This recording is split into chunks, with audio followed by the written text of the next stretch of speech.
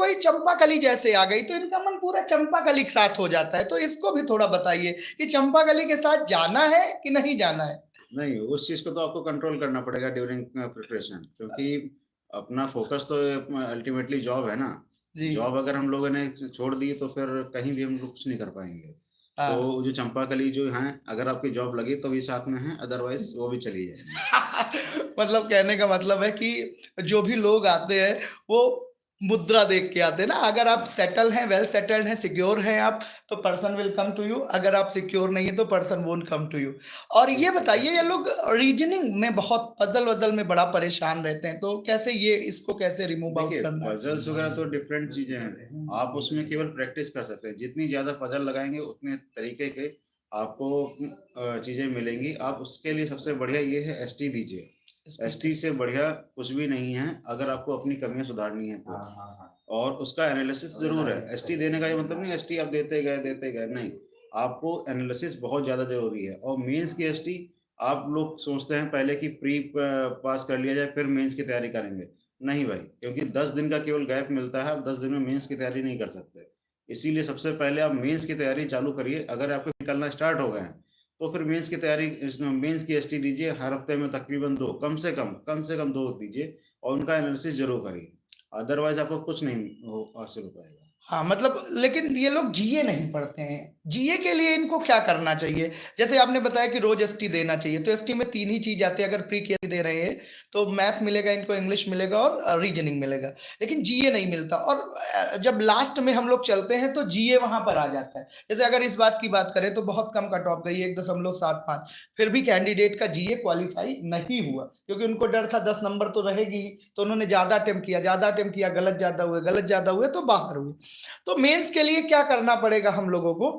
देखिए जैसे जीए का सेक्शन सर ने बताया तो लगभग 6 महीने की तो आपको तकरीबन 2 से 3 जगह से आपको कवर करनी पड़ेगी, क्योंकि एक साइड कोई भी परफेक्ट नहीं होती, ठीक है? तो कहीं न आपको 2 से 3 साइड से तैयारी करनी पड़ेगी, पहली बार जीए में। और अगर आपको जीए तैयारी अच्छे से करनी है, जो सुबह ग्रुप जो बनाते हैं आप, सुबह आप जो भी 2-3 साइट से पढ़िए, उनकी टेलीग्राम पे क्विज़ेस बना लीजिए, ठीक जी। है? शाम को 10 बजे के करीब प्रैक्टिस कर लीजिए। ठीक है? तो उससे बेटर कुछ नहीं होगा, आपका रिवीज़न सेम डे हो जाएगा और सेम डे आपको रिज़ल्ट मतलब मिलना शुरू हो जाएगा। और जो भी जैसे कुछ नेम्स होते हैं जो कई बार आते हैं, कन्फ्यूज़न रहता है। मतलब एक नेम के लगभग 4-4 पोस्ट मिलती हैं किसी को, तो वो कन्फ्यूज़न रहता है, उनको अलग से लिख लीजिए। वो उससे बेहतर कुछ नहीं। और हाँ, आप लोगों को लगता है जीए अगर ज़्यादा कंफर्टेबल नहीं है, तो आप ये मान के चलिए जो जो एसबीआई क्लर्क है उसमें 50 नंबर का आता है। हुँ। जी, आप और 80 नंबर पे आपका सिलेक्शन होता है, 80-85 नंबर पे सिलेक्शन हो जाता है। तो आप ये मान के चलिए कम से कम 40 नंबर उधर से ले आए, तो आपका सिलेक्शन कितनी आसानी से सिलेक्शन हो बहुत जाएगा। आसानी से हो जाएगा, मतलब तो जीओ को ये स्ट्रॉन्ग बनाएँ। जी। जीए को बहुत ज़्यादा स्ट्रॉन्ग बनाएँ और 6 महीने की जीए तो छोड़िए ही मत। डेली आप एक स्टार्ट कर सकते हैं कि सुबह आप डेली जीए पढ़िए 2-3 साइड से और उनकी क्विज़ेस बना लीजिए। शाम को रिवीज़न कर लीजिए और ये जो रिवीज़न करने की क्विज़ेस होती है ना, तो 10 मिनट में आपको पूरा रिवाइज़ कर देंगी। रिवाइज़ करें। उससे बेहतर कुछ नहीं हो सकता। बहुत बढ़िया। ये एक लोग पूछ रहे हैं डिस्क्रिप्टिव के बारे में बताइए। हमारे ठाकुर रमन सिंह हैं, बहुत-बहुत बढ़िया क्वेश्चन है इनका कि डिस्क्रिप्टिव, इंग्लिश का डिस्क्रिप्टिव कैसे करें?